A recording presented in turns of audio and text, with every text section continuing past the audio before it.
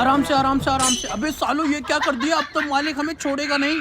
अबे फुल्लू तेरे साथ काम करने में मुझे बहुत मजा आता है। अरे मालिक मैं कारीगर ही इतना अच्छा हूँ। अबे साली ये क्या कर रहा है, तुझे यहाँ से ईंट लाने के लिए किसने बोला? सारा काम खराब कर दिया। हाँ हाँ और पीछे और पीछे और पीछे और बस रुक जा सबे साले पूरी दीवार गिरा दी तूने। एक काम ढंग से नहीं होता। देखो इस बार कोई गलती नहीं होनी चाहिए। अबे हरामखोरो पकड़ो पकड़ो पकड़ो। अब तो पक्का मालिक नौकरी से निकाल देगा। काम हो गया बेटा, नीचे आ जा।